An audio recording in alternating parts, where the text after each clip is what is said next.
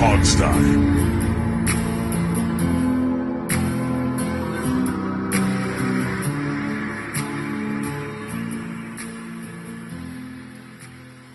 Hey everybody, and welcome to the Hogstye. We had a big win down in Carolina today.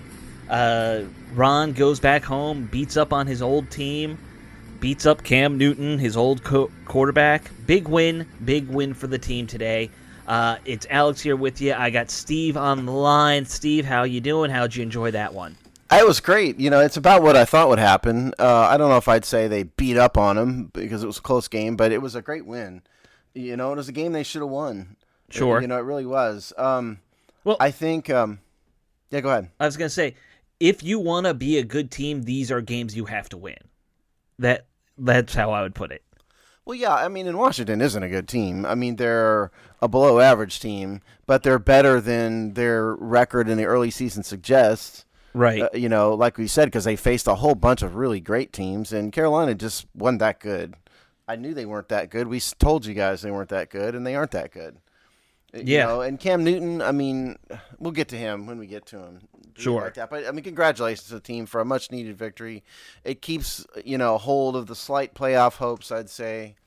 At 4-6, if they go on a run here, they could conceivably end up, in a playoff spot still. So all hope is not lost. Just yeah, that lady is not singing. I was sitting there after the game, and I was like, 4-6 somehow feels a lot better than 3-7. It's just one game, but like mentally, because you're like 4-6. Okay, maybe we beat Seattle, then we're 5-6, and you're almost 500 again.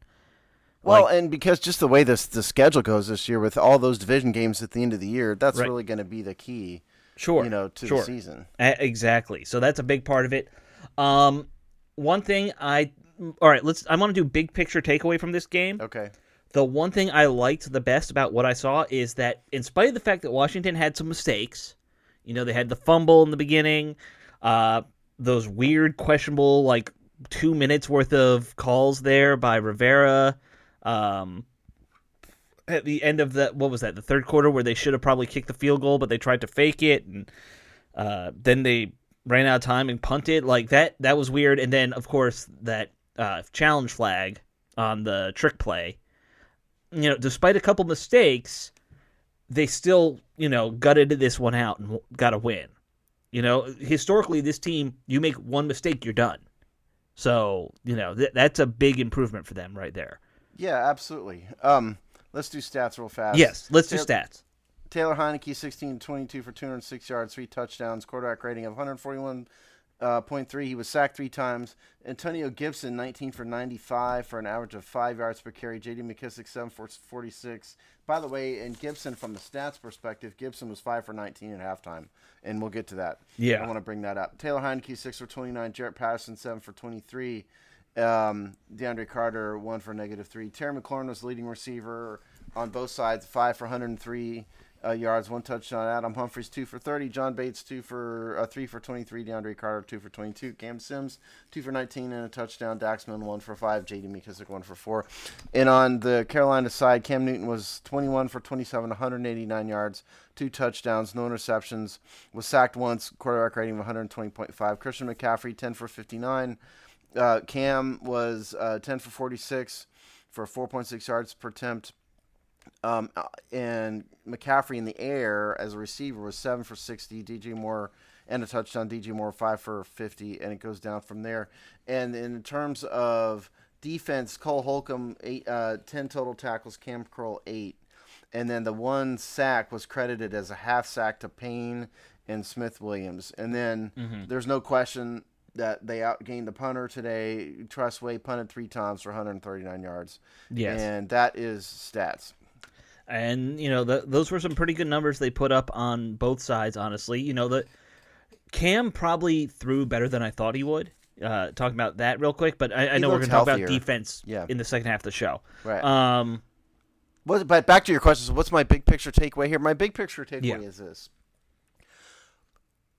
I certainly think that in part it's because they played a lesser team today, but in the past 2 weeks, Taylor Heinicke has made me rethink who he is and how he fits into this team.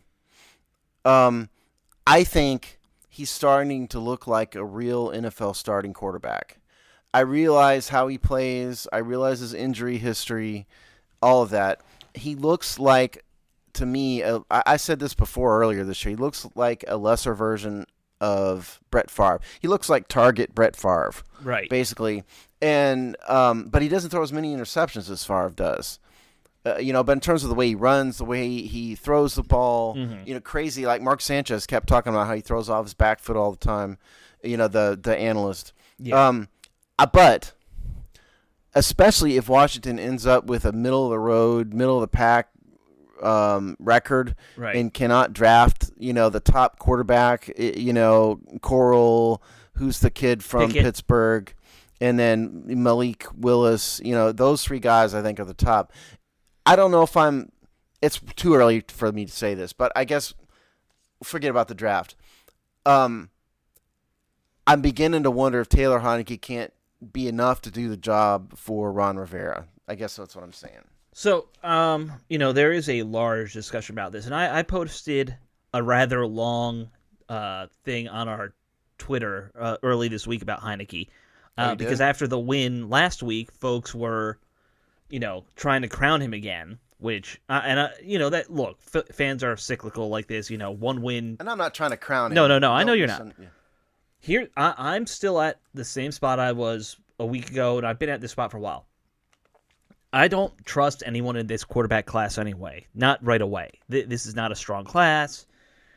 There might be a guy you can develop if you draft him, and because some of them they have decent tools. I think where we are right now, Heinicke has proven enough to me where I'd be okay with Taylor's your starter next year. Well, the guy you draft in the first round sits for a while and develops. Whether that's a full season, half a season, whatever it is, that plan would be more okay with me than let's go out and get Mitch Trubisky or let's go out and get Jimmy Garoppolo, those are going to be your options in the free agent market this year. It's not because Aaron Rodgers ain't coming here, so we can all stop pretending. And I don't want a 39-year-old quarterback anyway. Right. I don't either. I'd rather someone who's 30 or under. But I'd rather just draft a guy, let him sit, let Taylor be the guy for now. And you don't want to do both. You don't want to go out and get a free agent and draft a guy, because then you're having to train two guys instead of focusing all your attention on grooming one guy. So that's no good either. Taylor will know the offense. You don't have to worry.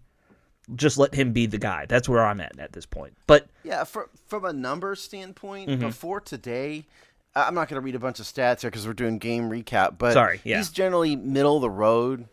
He's in most stats ranked somewhere between 15 and 20. Yeah. In things like completion, this is before today. Things like completion percentage, yards, quarterback rating. He's a little lower on interception percentage. But that's kind of where he's fallen, and he's made strides 2 weeks in a row. So I guess all of that is to say, and from an age, I'm wondering how old he is. He's 28 right now. Is he 28? Yeah. Okay. I was trying to dig him out of my chart. So anyway, that's my big picture. And the other big picture is, I don't know how big picture this is, actually, but running, here's what I noticed.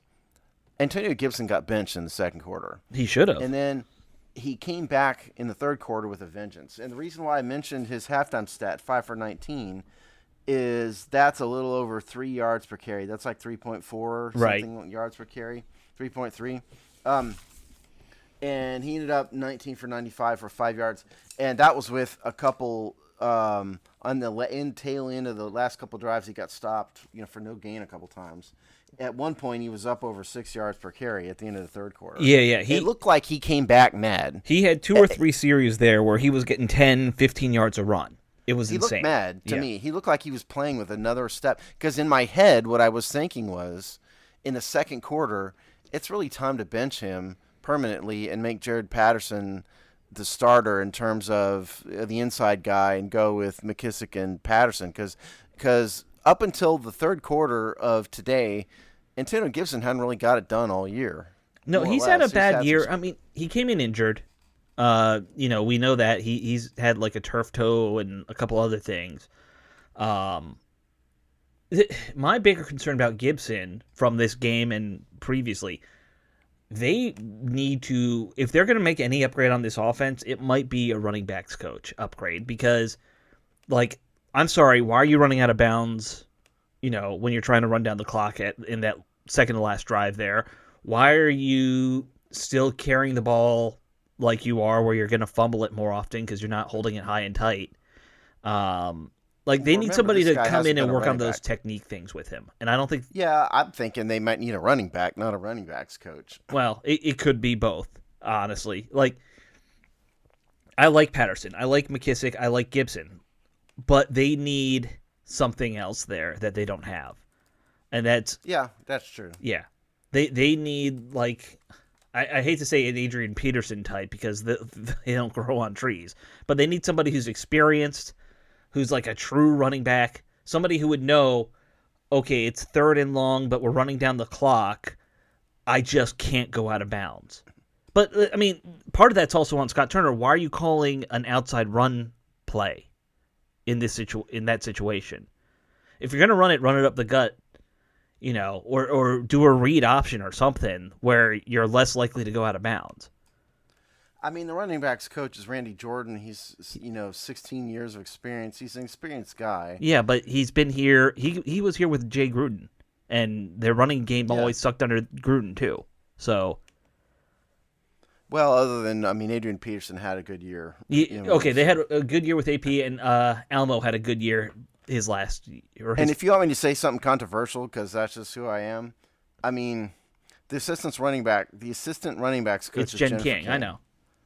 2 years of experience, never played, football at a high level because she's female, and there is no female, football at a high level for females. That makes me wonder what she really knows. And maybe, again, maybe I'm not saying a female can't be a coach. What I'm saying is this particular female, it makes me wonder if she's experienced enough to be the running backs or assistant running backs. Well, coach. I'm looking up her because I know she played in the top women's league, whatever that is called. Okay, but yeah. Well, look, it's not like we have co-ed football, so that's my point. Yeah, it's good for her. I'm glad she's hired, and I'm not saying anything. She should lose her job or anything. I'm just simply wondering if someone with this little experience should be a coach on an NFL team. I was just I'm trying to find like what position she played because she played with that league from 2006 to 2019. So let's see if I'm trying to look and see if. Well, while she was a quarterback actually, so that's part of it. Maybe. Yeah, there you go. Yeah, she played quarterback and then she switched to wide receiver later. So she didn't play any running back.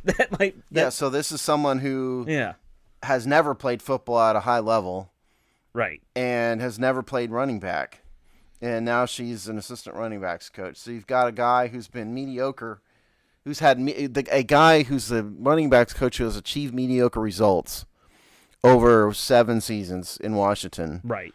Other than having the Hall of Famer that one year when he was healthy and good. And then you have an assistant running backs coach who has never played the position and has she played let's be fair. She played the highest level a woman is allowed to play right now. A diligent high school team would beat that team. A diligent male high school team? Maybe, yeah. Yes. Yeah. Not maybe. I'm sorry. I've seen some of those women, man. They ain't small. Yeah, but let's be serious. But anyway, point is, maybe you're right about the running backs coaches. That's what I'm saying. Yes, yeah. I think that's a discussion. I'm not trying to be anti-women, so just stop it. But I'm just evaluating her as a coach fairly and honestly, which is what we should all do, is that it seems to me she's not qualified to be in the position. That's what I'm saying.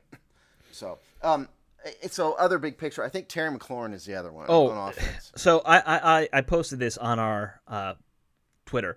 I missed most of the first half because I've had a thing I had to do. I turned on the TV for that final drive where Terry got that great touchdown where he was pulled down by the face mask. Yeah. How was that not enforced after like the kickoff? I don't like that was face masks are a personal foul. That should have been after the kick enforcement at least, but I don't know. Yeah. That's a good question. Yeah. I don't know. That thought didn't occur to me for some reason. Yeah. It's a good question. Yeah. But I mean, Alex and I had disagreement last week about Terry McLaurin's skill set. I mean, to me, this is just another game where he showed what he really is. And if you have a quarterback who can get him the ball, and you have a head coach who isn't going to run, either a 1967 offense in the case of Bill Callahan or Right. Jay Gruden, Jay Gruden's horribly boring West Coast offense. You have, a coach is willing to go downfield and a quarterback with some moxie. I mean, this is the kind of thing Terry McLaurin can do. So I thought he had a real good game. Oh no!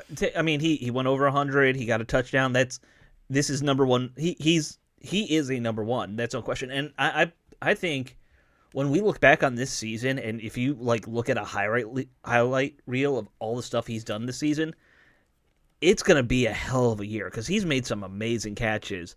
Just think back to that one he made. I think it was the first week where he had that diving on the sidelines catch with and that was just it was a miracle catch. Yeah, he's had 8 of those now.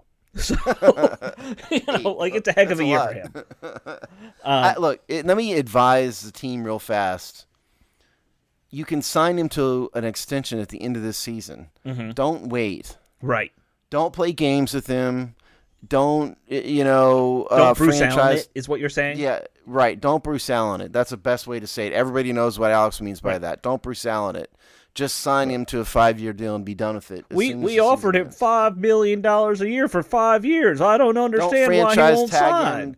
Don't franchise tag him twice, right. And get his name wrong on national television or any of that. Here's you just open up with a very fair offer of something like $100 million for 5 years. Whatever it is. I'm not going to say the number, but yeah. What's number one receiver money? It's about that now, right? I have to. I'm not going to. Yeah. I do specifics when I talk numbers, so sure. I haven't looked into it yet. But he gets top 10 money at least, right? Yes. Yeah. Yes. Yeah. What else on offense? I continue to be impressed by Deandre Carter. This is a guy who came in here with no expectations at all on offense. He was supposed to be the kick returner, which he has, and he's been good at it. He's put Washington near the top of the league in kick returns. Right. But he's doing stuff on offense that nobody thought. All this man needed was a chance. Yep. And he needed a bunch of people to get injured maybe to get out there. But, I mean, who has produced more per dollar, Deandre Carter or Curtis Samuel? Oh, I mean, I say that facetiously. I'm being right. facetious. I mean, Deandre Carter is that kind of guy who you got to hope that they re-sign him because he could be your fourth receiver kick returner for 4 or 5 years now. And that's a great position to just have filled at this point. Yeah. But what else on offense? So the game plan here? Game plan was okay. Yeah. Well, here's what's great is, what I said one of the key to the games was to control the clock, keep Cam Newton off the field. Yep. What they do? 40 rushes, 22 pass attempts. That's as slanted towards rushing as I've ever seen in the NFL from a non-Ravens team. The Ravens are like that every week. Yeah. And even Heinicke had 6 carries, but even a couple of those at least were design run carries and stuff, and not like busted plays. So they legitimately called a run-heavy offense today, which worked because the Panthers were more vulnerable on the ground than they were in the air. And you had a nearly 11-minute time of possession advantage there at the end. Looking at it, it's exactly. 35-53 for Washington, 24-07 for Carolina there. I mean, and once again, that drive at the end, the 8th drive of the game, which was the field goal, in the fourth quarter, right? That was a 5.5-minute drive. They had 3 or 4 drives, I think, in the second half that were 5 minutes plus. I know that first drive was around 5 minutes. They've gotten very good coming out at the half. I tracked this, right? I tracked this in real time. Oh, you did? All right. What was that first drive after the? Okay, we'll just go over them real fast. All right. So, that was 3 and out. Okay, so I'm really concerned about the second half. Okay, so let's see. That's a 3 and out. I'm trying to get to the touchdowns and stuff. Yeah. Okay, so the 5th drive of the game, which was, where's my halftime? That's into the first. end of the first. Where's my hat? Oh yeah, okay. In the second quarter, that drive was about a little over 5 minutes. That's the one that And Terry caught the touchdown on? the end, right. The end of the second quarter was 5.5 minutes. Right. And then the first drive to open the second half, which was the touchdown, that was about the same, about 5.5 minutes. And let's be honest, those are two key drives to winning this game because you're down 7, now you're up 7. Absolutely. Yeah. And then the field goal to make it 24-21 was 5.5 minutes again. And then the last drive of the game obviously was shorter. So Sure. Well, 2 knees, No. The last field goal. Oh, the last field goal. Only a minute. Yeah. But so they had 3 drives of more than 5 minutes. Yeah. Run heavy drives coupled with some spectacular passing plays. So I mean, it was a great game plan against the Panthers. Right. It was. It was. Like I said, I thought there were some issues here and there. I always am going to have qualms, I think, with Scott Turner's call style, but that's just me. He's gotten better. It's been good these last 2 weeks. Good enough to win. So I think they need to draft a running back, but that's look. You should always draft a running back. Like every year, you should probably draft a running back because then you don't have to pay guys at a position where you have high turnover. Yeah. Like that's just the nature of the game. All right, we need to switch sides to the defense, Steve. But first, before we do that, we have an advertiser that we need to read from. Please. Drum roll, please. I don't know if they hear that when I did that on the podcast. So we have an advertiser, folks.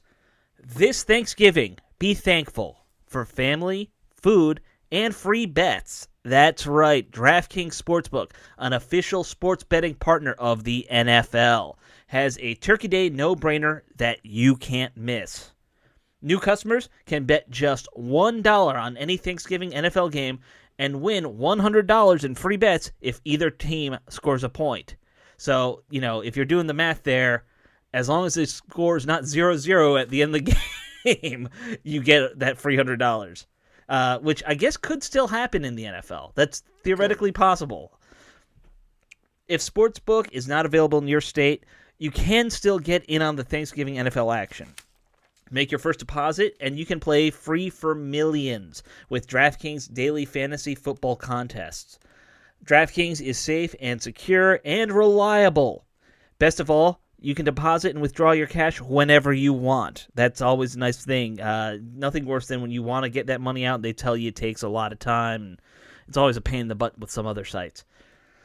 You can download the DraftKings Sportsbook app now using the promo code HOGSTY. That's HOGSTY. Bet just $1 on any Thanksgiving NFL game and win $100 in free bets if either team scores a point. That's promo code HOGSTY this Thanksgiving at DraftKings Sportsbook, an official sports betting partner of the NFL. You must be 21 or older, New Jersey, Indiana, or Pennsylvania only. New customers only. Restrictions apply. See DraftKings.com/sportsbook for details. Do you have a gambling problem? Call 1-800-GAMBLER. I was about to try to look up, while you were reading that, I was about to try to log into our stats site that we have a subscription to and try to find the number of 0-0 games in the NFL history, but I didn't have time. Yeah, I don't know. There must have been, especially you go back to the old NFL. Yeah. Yeah, there were probably some. I remember, and it's only because this week, I guess, was the anniversary of it, they were saying how the old Civil War, what is that, Oregon versus Oregon State, had a 0-0 game back in the day in college football. I mean, yeah. There's probably, I don't think they happen very often, especially in college now, because I don't think you can tie in college anymore. So, I don't know how far those crazy, I hate the college football overtime rules. I think they're awful, the way they do it. So I don't know how far you go for those, drives when it starts at the 20 or 15 I think now or it goes till you have a winner. I'm pretty sure that's what it is now in college. God, that's so stupid. Yeah. But anyway, back to this game. All right, let's get back to this game. Talk about this defense. They played pretty well for not having their 2-star defensive ends. I'll say that right off the bat. You look at their numbers versus the running game. Carolina, I mean, look, they put up some yards. It's not like you're going to shut teams down completely, but Carolina had a pretty good day running. Yeah, I mean, overall, Christian yeah, but it's McCaffrey. not like McCaffrey had a 100-yard day, right? I mean, he had Well, because they only had 10 carries. right, He was averaging 6 yards per attempt, right, 5.9 yards per attempt, and Cam Newton was over 4 himself. sure, So it was more that they didn't. There were 21 called running plays to 27 passing attempts. mm-hmm. And that's more than anything why Carolina didn't have more rushes. You give Christian McCaffrey 20 carries, and Sure. who knows what would happen. Well, I mean, that a big part of it, and this does go back to the offense, like we're talking about. Offense on Washington side had 65 plays, and Carolina only 49 there. When you had that up, so Well, yeah, it's 48, but yeah, 48. Sorry. Yeah, I mean, they didn't have an answer for Christian McCaffrey all day. Well, how many? They teams didn't play do? well against him. He got what he wanted for the most part. I thought they were not good against Christian McCaffrey. Of course, that's probably to be expected. He's a very, very good player. Right. But they never slowed him down. It's just Carolina only got him the ball 17 times. Who did play well against him, honestly, was it Cam Curl who made that stop on the final drive? Well, that was yes, the one that was the short of the first down, that was Cam Curl, yes. Yeah, so in a few spots where it mattered, and they had 2 or 3 plays like that against McCaffrey where he was out there for a pass and they did shut him down. Of course, he had the big touchdown against Landon Collins, but there were a couple key plays here and there where Carolina needed to, move the chains, and they just got the stop at the right time, like there, and a couple other spots, but I mean, he still had 119 total yards on 17 touches, but yeah, sure. I mean, they stopped him when it mattered, and when it mattered most was that fourth down, right, or that third down rather. Was that third down the key stop there? By Cam Curl on the sideline. I feel no, that was a fourth down. I'm sorry, that was the second last drive. The last drive they stopped him with the Payne sack. Remember? I'm talking about the play on the sideline. Yeah, I'm pretty sure that was second to last, not the last. This is why I keep notes for this kind of thing. Yeah. But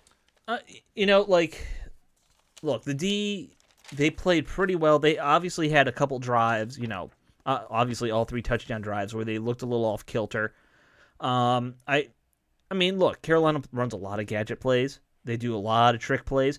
I don't know what Rivera was thinking with that challenge on the kind of Statue of Liberty, whatever. What do you call that? It's not a Statue of Liberty play, but it was, a pass and a pass back, and then I just call that a gadget play. Yeah, I don't know gadget what play. to call it.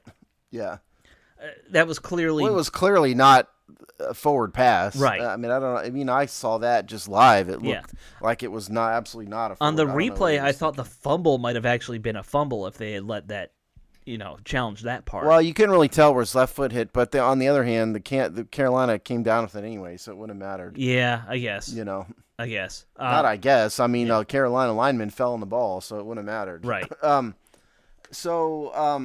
Defensively, I think this is a case of, in the case of Cam Newton, you really kind of can't come home again. I mean, he looked okay. He didn't look like MVP Cam Newton. He did look better than I thought he would. I thought he was totally washed up last year. Maybe not playing for a while as he's rested up and is more healthy. His arm had more zip on it than he did last year. Yeah. So that was good for him. But it just, he tried to recreate the magic and he just couldn't.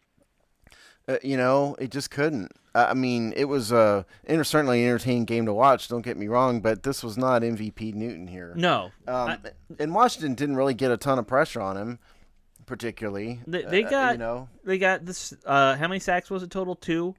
Well, no, 1 sack. It was the what I've read in the stats was a half sack to Smith-Williams and a half sack to Payne. Okay, so it's 1 total. All right. Yes. I thought they had another one in there, but I guess that was more just they did not. A couple. John Allen got some pressures. I remember seeing those. Those helped. Yeah, he was credited with 1 quarterback hit. Okay. He was credited with 1 hit. Mm-hmm. I mean, look, I'm happy they face Newton now and not next week or a week after because when he's in the more than the swing of things. Yeah, he'll be more in the swing of things, and because I do think that the type of offense Carolina is running right now, and Matt Rule what he does makes more sense for Cam than what Bill Belichick traditionally has done. Yes, very much so. Yeah. Like I said, I thought Yeah. that was a weird fit. Else on defense, I like to credit William Jackson because we haven't done that a lot this year. Number one, DJ Moore did not have an impactful game, only 5 receptions, 50 yards. Mm-hmm. But William Jackson made a key stop in the Panthers' final drive. In man coverage, it was a great play. And that kept the Panthers from extending their drive. So great. I thought he had a good game today. He's better obviously in man than zone and all of that, we know that. Right. But he played pretty well today, so credit to him. I mean, and again, generally the secondary did not have any big busts. They haven't had any big busts, huge busts for a while. Yeah.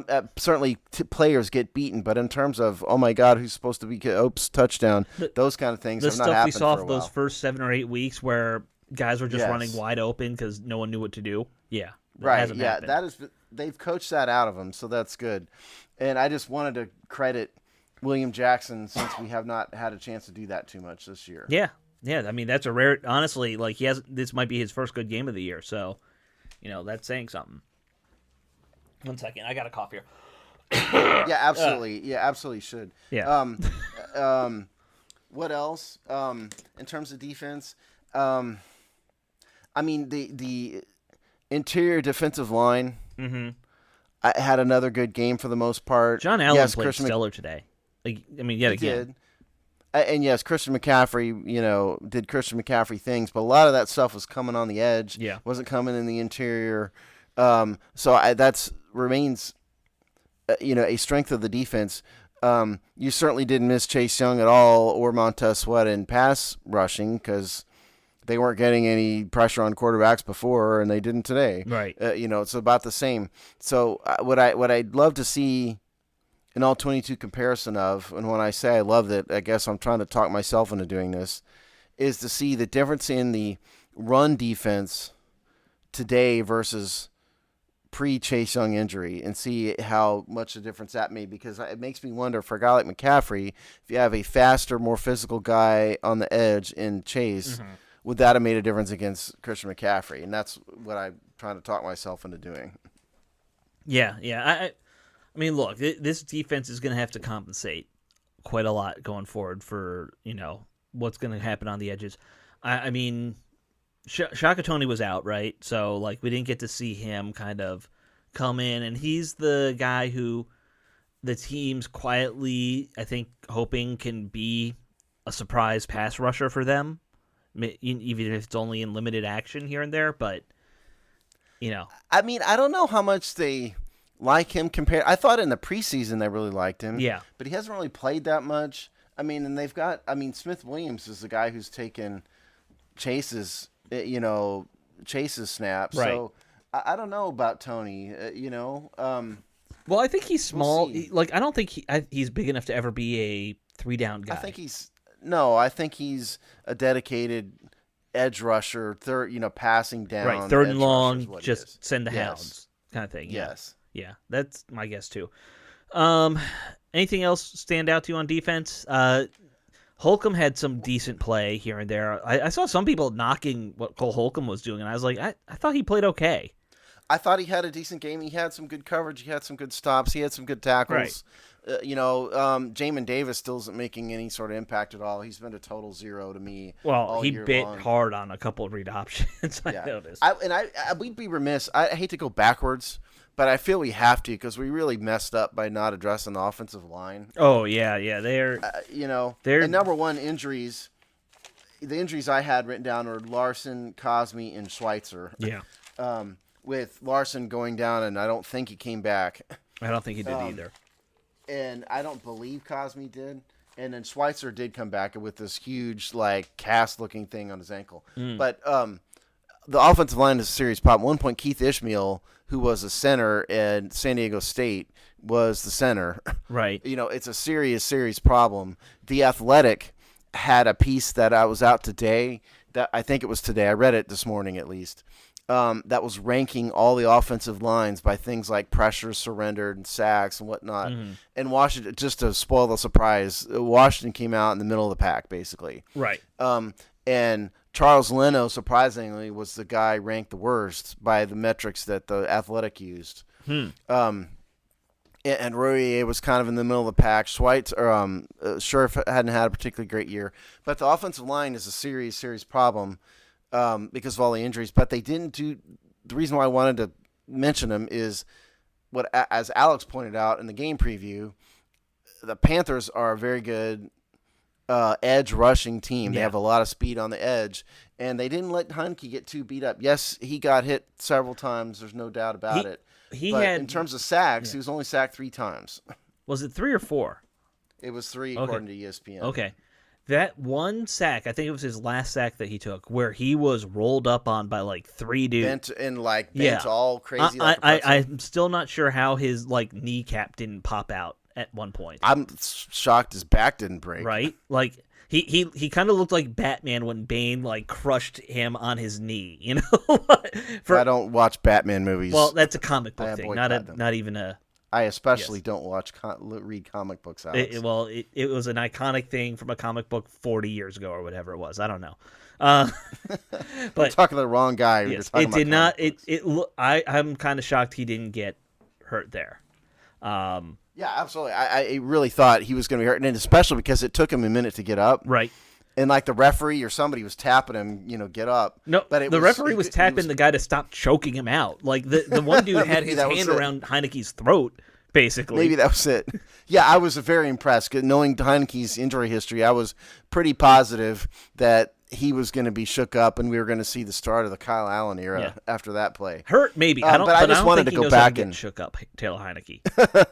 I'm talking about physically, not mentally. Yes.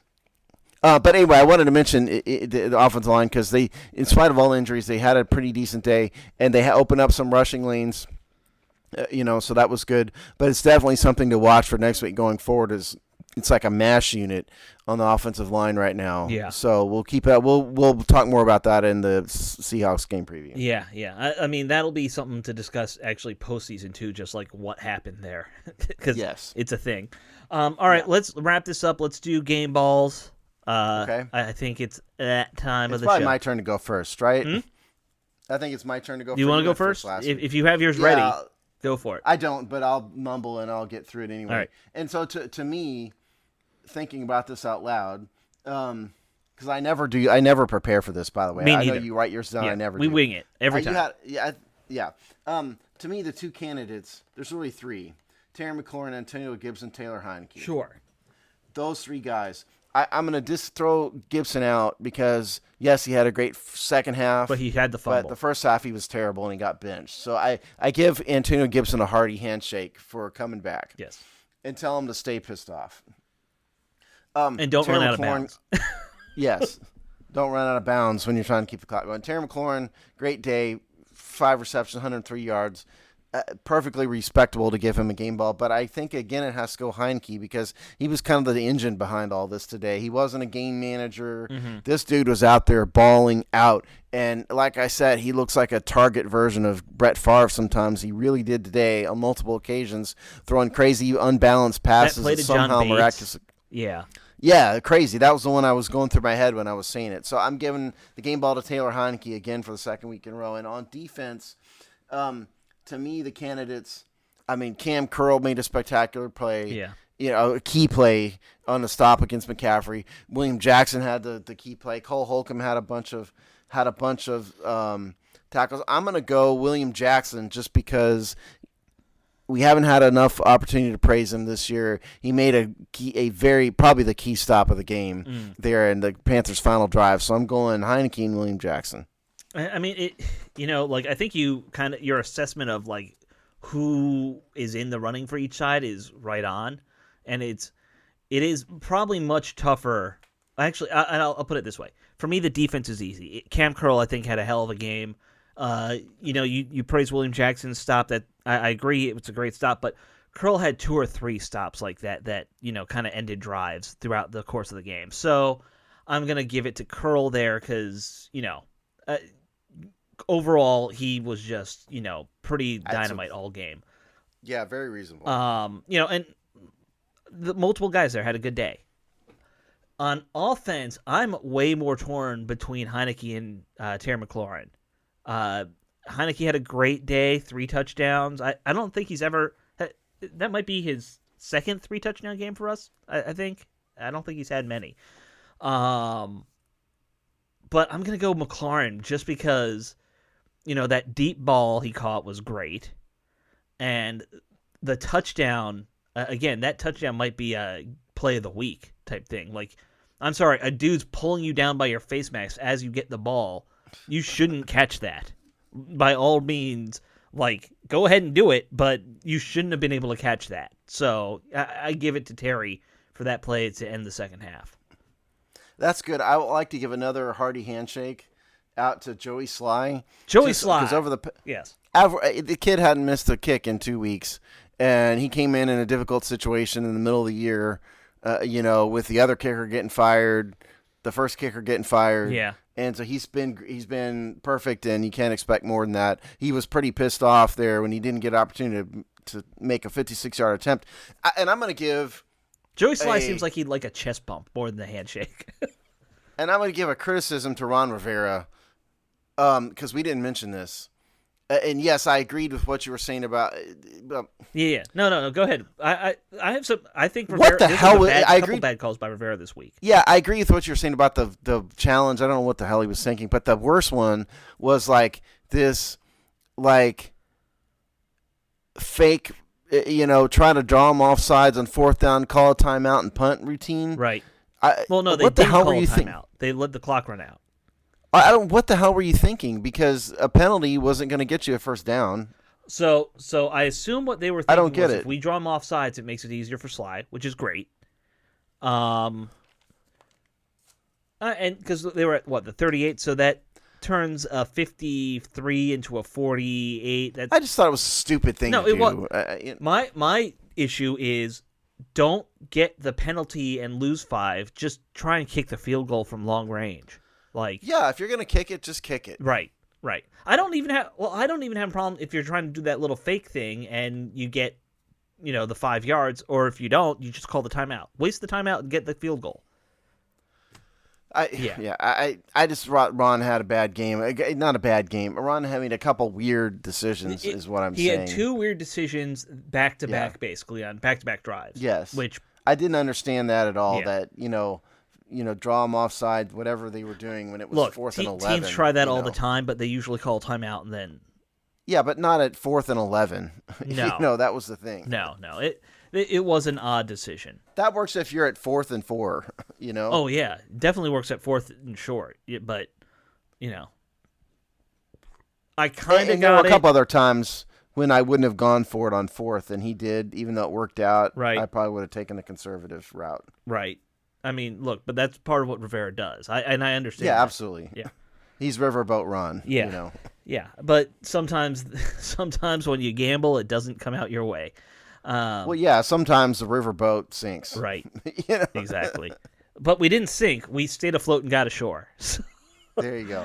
All right, guys. That was a nice win. It's going to make this week a lot better as, you roll up into Thanksgiving and you're just stuffing yourself with turkey. So enjoy it. All right, guys. Later.